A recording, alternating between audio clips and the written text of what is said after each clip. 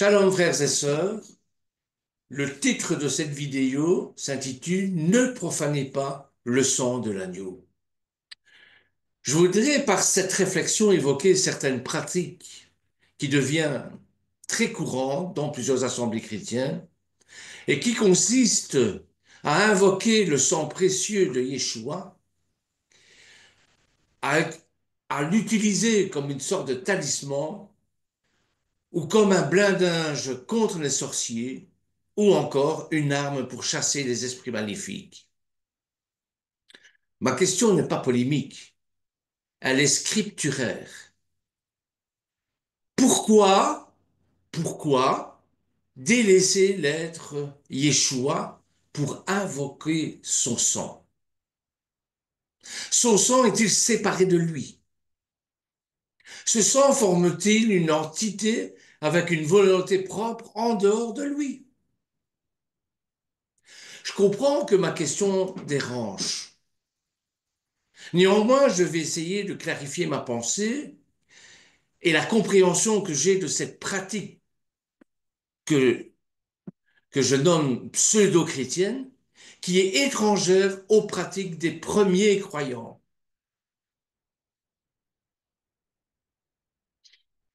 Je ne cherche pas à avoir raison, c'est pas le but de mon message, mais juste d'attirer l'attention des croyants sur une pratique que je trouve de plus en plus déviante. Cette pratique prend de l'ampleur surtout dans les milieux évangélico-charismatiques, en Afrique, où de soi-disant apôtres n'hésitent pas à vendre à leurs adeptes le sang de Yeshua en bouteille. Eh oui, une assemblée a même procédé à une vente aux enchères du sang de Yeshua. Et l'apôtre, encourageant ses adeptes à boire ce breuvage et à en faire usage pour bénéficier de toutes les bénédictions qui sont attachées. D'abord, j'affirme et je crois que sans le sacrifice de Yeshua le Messie à Golgotha, personne ne serait sauvé. C'est parce qu'il a versé son précieux sang que tout pécheur qui se tourne vers lui se repente est pardonné, purifié, justifié, selon qu'il est écrit, c'est le sang qui fait expiation. Sans le sang versé, pas d'accès au Père, pas de naissance d'en haut, pas de réconciliation, pas de défaite de l'ennemi, pas de bénédiction, etc., etc., etc. Donc je ne remets nullement en cause la valeur inestimable ni l'action fondamentale du sang de notre Seigneur Yeshua, le Mashiach, Hamashiach, Yeshua Hamashiach, comme certains esprits tordus peuvent le penser. Mais j'affirme qu'aucun verset des Écritures ne nous encourage à invoquer et à plaider le sang de notre Seigneur ou à l'utiliser comme une arme pour chasser les esprits maléfiques ou à l'utiliser pour purifier nos maisons, pour blinder nos voitures ou disposer de ce sang à notre guise pour en faire n'importe quoi, jusqu'à le vendre en bouteille. Les versets qui font référence directement ou indirectement au sang de notre Seigneur, l'agneau parfait de l'Éternel, abondent dans les Écritures. Examinons donc quelques passages pour enrichir le débat. Le sang d'Yeshua ne fait pas partie des armes offensives et défensives que l'Éternel Dieu a mis à notre disposition, selon qu'il est écrit dans Éphésiens au chapitre 6, versets 13 à 17.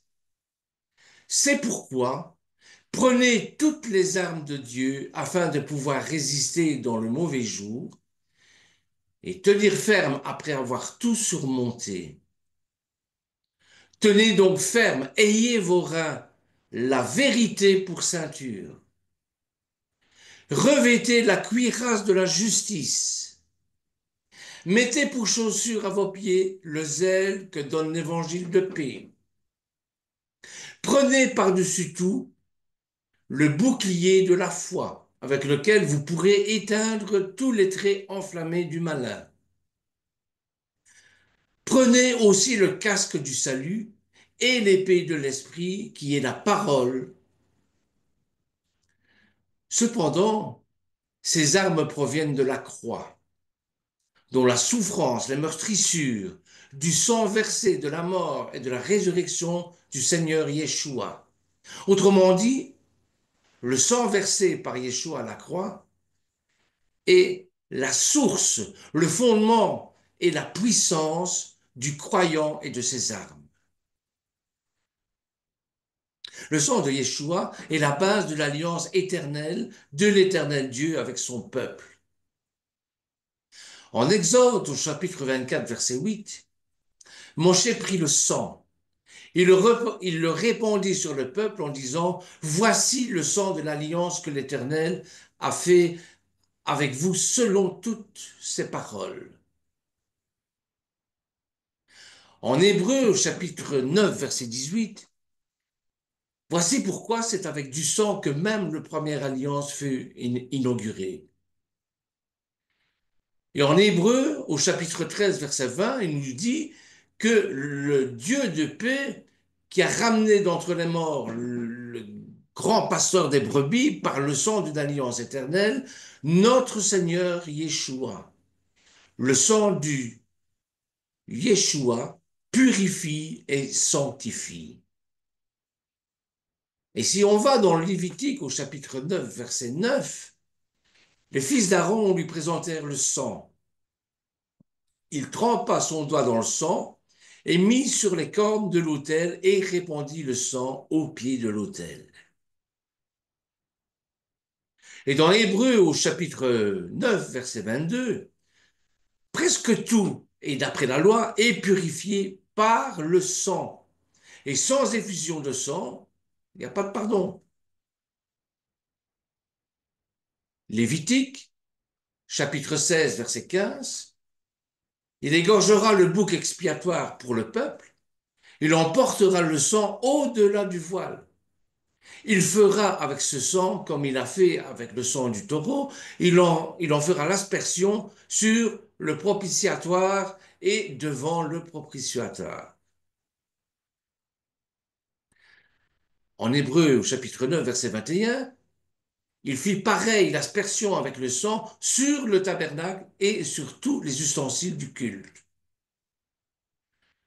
Hébreu, toujours, chapitre 9, verset 19, Moshe, après avoir prononcé devant tout le peuple tous les commandements de la loi, prit le sang des veaux et des boucs avec de l'eau, de la laine écarlate, de l'hysope, et il fit l'aspersion sur le livre lui-même et sur tout le peuple.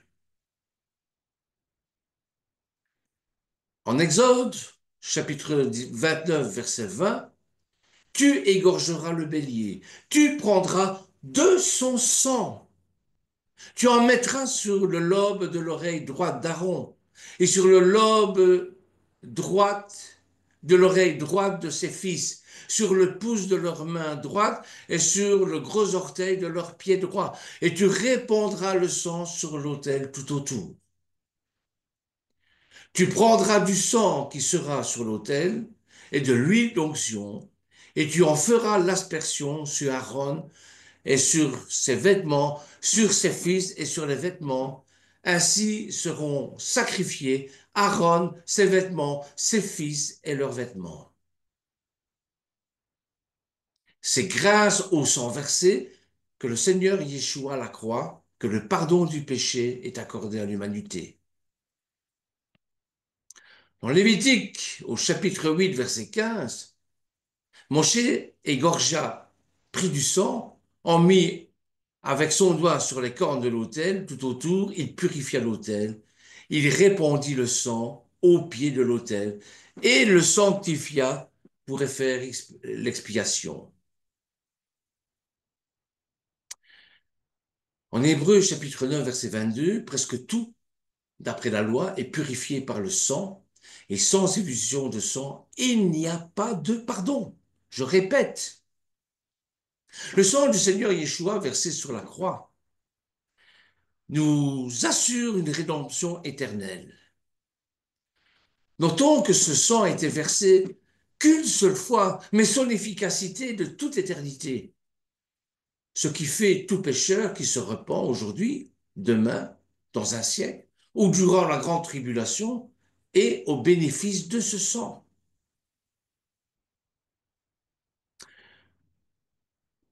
En Hébreu, chapitre 9, verset 12, et il est entré une fois pour toutes dans le lieu très saint, non avec le sang des boucs et des veaux, mais avec son propre sang, ayant obtenu une rédemption éternelle. Et au verset 25, et ce n'est pas pour s'offrir lui-même plusieurs fois qu'il est entré comme le souverain sacrificateur, entre chaque année dans le sanctuaire avec du sang étranger, et dans Éphésiens au chapitre 1, verset 7, en lui nous avons la rédemption par son sang, la rémission des péchés selon la richesse de sa grâce. Et enfin, dans l'Apocalypse au chapitre 7, verset 14, je lui dis, mon Seigneur, tu le sais. Et il me dit, ce sont ceux qui viennent de la grande tribulation. Ils ont lavé leurs robes, ils ont blanchi dans le sang de l'agneau. Cela ne veut pas dire que ceux qui ne sont pas convertis pendant la grande tribulation ont invoqué le sang de l'agneau et ont pris un bain de sang pour être déclarés purs. Mais cette image est utilisée au figuré pour décrire ceux qui, par leur foi, se sont appropriés les résultats de l'expiation du Mashiach et sont regardés par Dieu comme purs et sans péché. L'Apocalypse au chapitre 5, verset 9, nous dit, et il chantait un cantique nouveau, en disant, tu es digne de prendre le livre et d'en ouvrir les sceaux, car tu as été immolé et tu as racheté pour Dieu par ton sang des hommes de toute tribu, de toute langue, de tout peuple, de toute nation. Le sang du Seigneur Yeshua versé à la croix nous donne accès à l'éternité. En Hébreu, chapitre 10, verset 19, ainsi donc, frères, puisque nous avons, au moyen du sang d'Yeshua, une libre entrée dans le sanctuaire, le sang versé par le Seigneur à la croix va au-delà du salut de l'humanité. Né Colossiens, en Colossiens chapitre 1, verset 20, il a voulu par lui réconcilier tout avec lui-même, tant ce qui est sur la terre que ce qui est dans les cieux, en faisant la paix par lui, par le sang de sa croix. Vous voyez qu'il y a énormément de versets qui parlent du sang rédempteur de Yeshua. En Romains, chapitre 3, verset 25, c'est lui que Dieu a destiné par son sang à être, pour ceux qui croiraient, victime propiatoire, afin de monter sa justice parce qu'il a laissé impunis les péchés commis auparavant, autant de sa patience. Afin, dis-je, le sang versé par le Seigneur Yeshua fait entrer le croyant des nations dans le peuple de l'alliance conclue avec Abraham. Éphésiens chapitre 2 verset 13. Mais maintenant, en Yeshua Mashiach, vous qui étiez jadis éloignés, vous avez été rapprochés. Comment? Par le sang du Mashiach. Nous sommes justifiés, délivrés de la colère de l'Éternel, par le sang versé par Yeshua.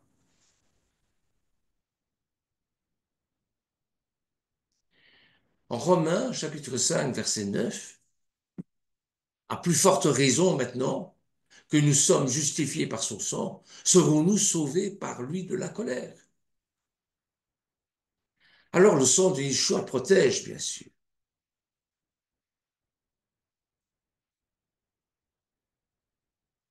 Et encore des versets. Pardonnez-moi si je vous bombarde de versets bibliques, mais c'est pour vous montrer l'importance du sang de Yeshua. En Exode, au chapitre 12, verset 13, le sang vous servira de signe sur les maisons où vous serez. Je serai le sang, je verrai, pardon, excusez-moi, je verrai le sang, je passerai par-dessus vous, Pessah, c'est ça, Pessah, et il n'y aura point de plaie qui vous détruise quand je frapperai le pays d'Égypte. En Exode chapitre 12, verset 22, on est toujours dans le sang, on est toujours dans Pessah. Vous prendrez ensuite un bouquet d'hysope, vous le tremperez dans le sang qui sera dans le bassin, et vous toucherez le linteau et les deux poteaux de la porte avec le sang qui sera dans le bassin. Nul de vous ne sortira de sa maison jusqu'au matin. Et en Hébreu, au chapitre 11, verset 28, c'est par la foi qu'il fit la Pâque et l'aspersion du sang, afin que l'exterminateur ne touchât pas au premier-né des Israélites. Ce sont les versets ci-dessus que beaucoup de croyants sincères, pour la plupart, utilisent pour justifier la pratique d'invoquer le sang du Seigneur Yeshua, pour protéger leurs biens, leurs maisons, leurs voitures, contre toutes les attaques des forces maléfiques ou contre les sorciers et autres, comme nous le voyons dans différentes dénominations. Mais ces versets décrivent un événement fondateur de la Pâque, de Pessah, qui ne s'est qui ne s'est plus reproduit ailleurs dans les Écritures. Le peuple d'Israël, une fois sorti d'Égypte, n'a pas continué à mettre du sang de l'agneau sur leurs linteaux et leurs poteaux de porte à chaque Pâque. Le sang mis sur leur maison est un signe de salut, un signe de pardon, comme à la croix. Les maisons qui étaient marquées du sang, quelle que soit la nationalité des personnes qui se trouvent à l'intérieur, étaient protégées, étaient épargnées. Et cette action de marquer les maisons était un acte de foi qui traduit la reconnaissance de ceux qui ont obéi, de même que leur état de péché.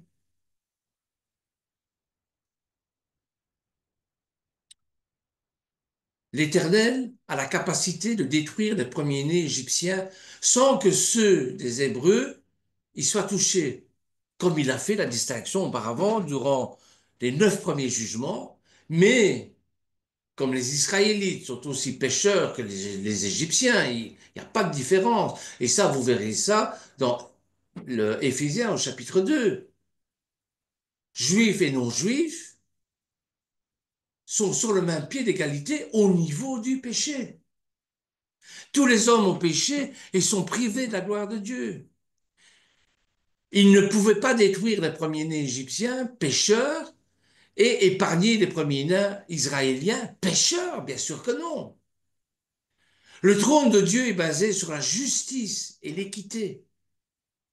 Il fallait donc un substitut qui paye à leur place, comme le Seigneur Yeshua, l'agneau innocent, sans péché, a payé à la place des pécheurs, à la place de nous. Par ailleurs, je pense que les Israélites incrédules qui n'ont pas obéi en mettant du sang sont morts comme les Égyptiens. Et ça fait écho à ce que s'est produit quelques plus tard dans le désert avec le serpent de bronze. En Nombre au chapitre 21, versets 6 et 9. Lorsque l'Éternel lui dit, fais-toi un serpent venimeux et place-le sur une perche. Toute personne mordue qui le regardera aura la vie sauve. Moshe fit un serpent en bronze et le plaça sur une perche. Et toute personne qui avait été mordue par un serpent et regardé le serpent en bronze avait la vie sauve. L'Éternel est un Dieu juste et équitable, qui ne fait pas exception de personne. Le sang du Seigneur Yeshua purifie notre conscience de tout péché. Hébreux chapitre 9, verset 14. Combien plus le sang du Messie, le sang du Machia, qui par un esprit éternel s'est offert lui-même sans tâche à Dieu, purifiera-t-il votre conscience des œuvres mortes afin que vous serviez l'Éternel vivant. Cette conscience, qui est notre juge personnel, qui dépend de notre arrière-plan ou de notre référentiel, cautérisée par le péché, notre justice est comme un vêtement souillé et vivifié par l'Esprit de Dieu. À la nouvelle naissance et change notre référentiel par un renouvellement de notre intelligence. Durant la marche avec le Seigneur, dans l'obéissance à sa parole qui est la lumière, eh bien, ce sang éternel nous purifie automatiquement. Nous purifie des péchés que nous ignorons et dont nous n'avons pas conscience. C'est dans le psaume chapitre 19, verset 13, qui connaît tous ses faux pas. Qui connaît tous ses faux pas? Pardonne-moi mes péchés dont je n'ai pas conscience. En Jean, au chapitre, dans la lettre de Jean, 1 Jean chapitre 1, verset 7, regardez ce qu'il nous dit. Mais si nous marchons dans la lumière, comme il est lui-même dans la lumière, nous sommes mutuellement en communion et le sang de Yeshua, son Fils, nous purifie de tout péché. Le sang du Seigneur, versé à la croix, nous a assuré la victoire définitive sur l'ennemi de nos âmes.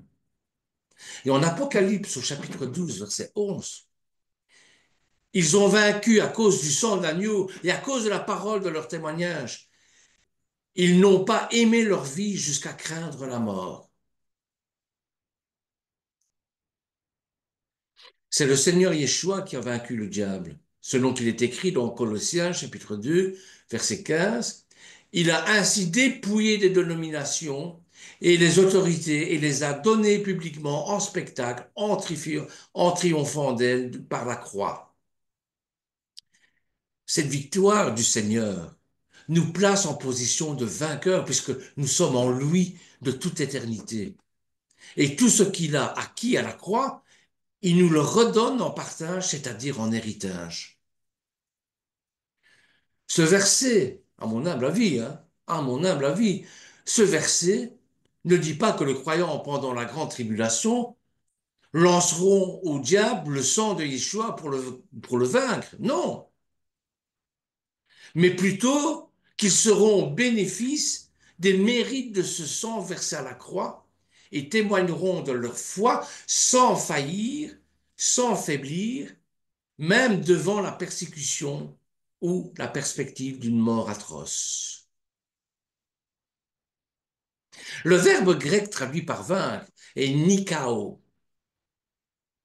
Ça signifie conquérir, remporter la victoire, ou bien sortir victorieux.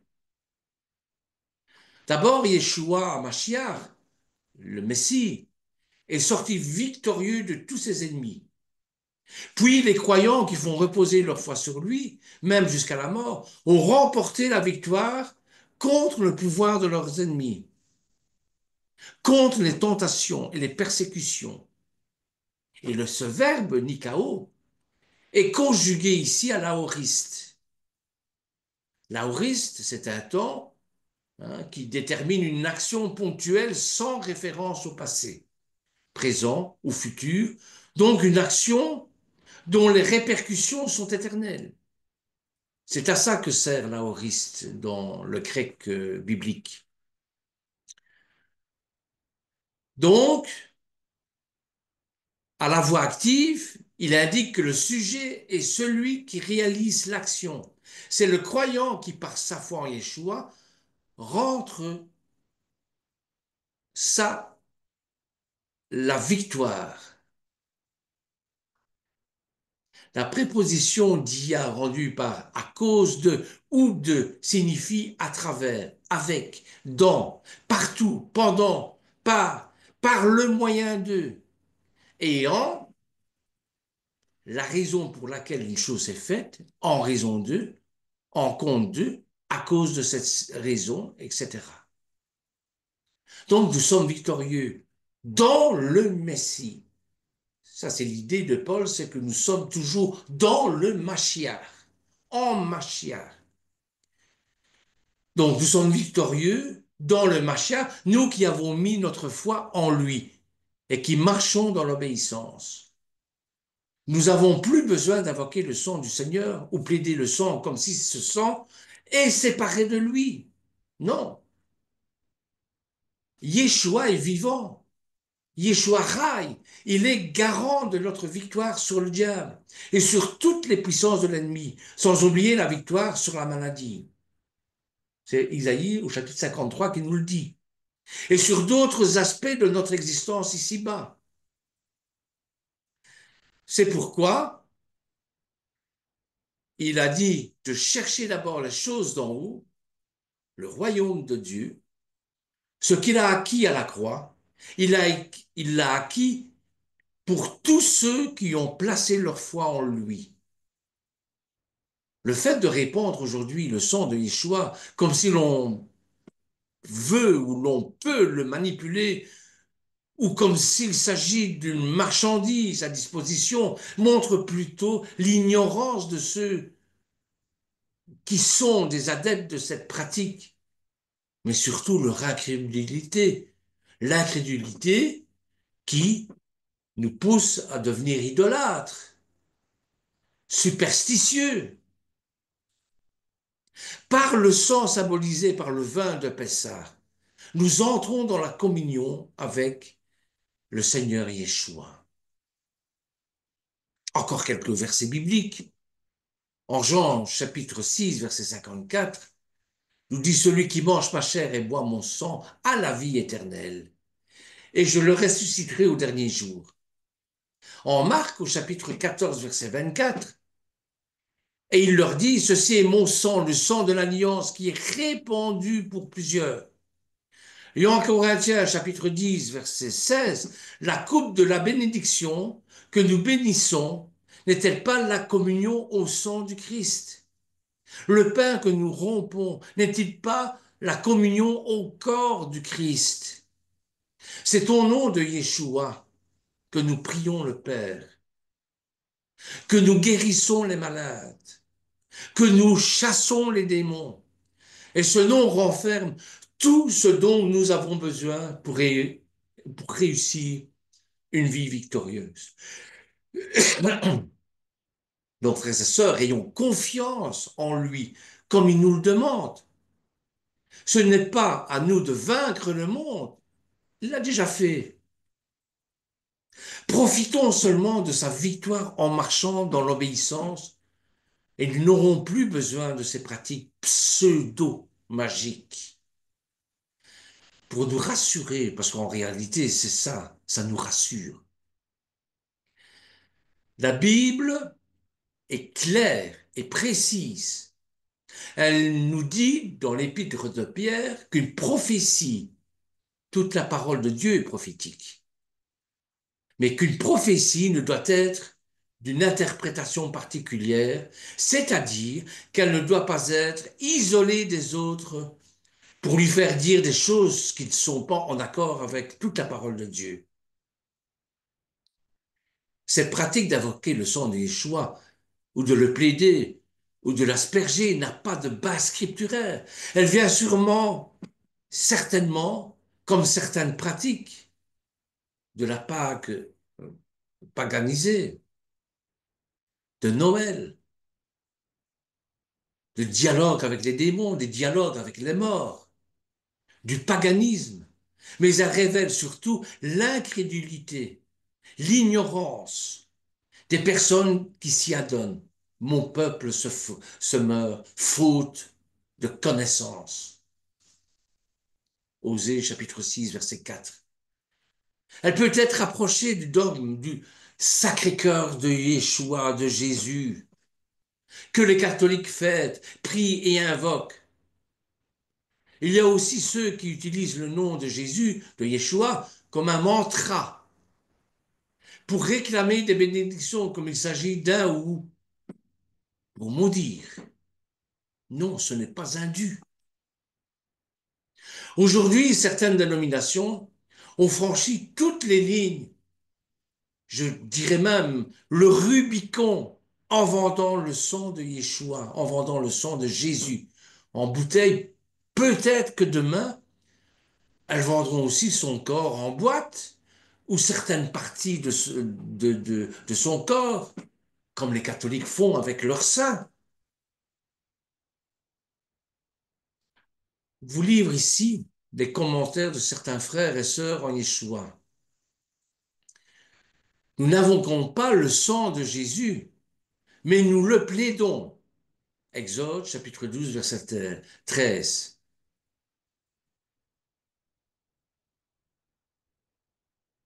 Lorsque j'ai,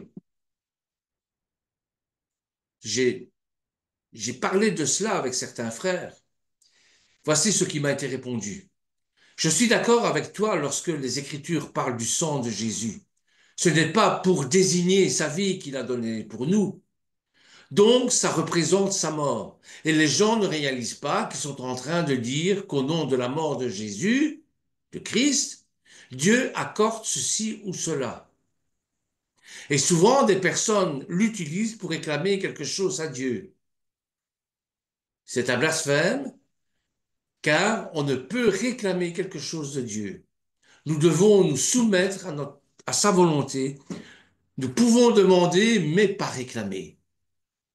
C'est lui qui est Dieu, pas nous.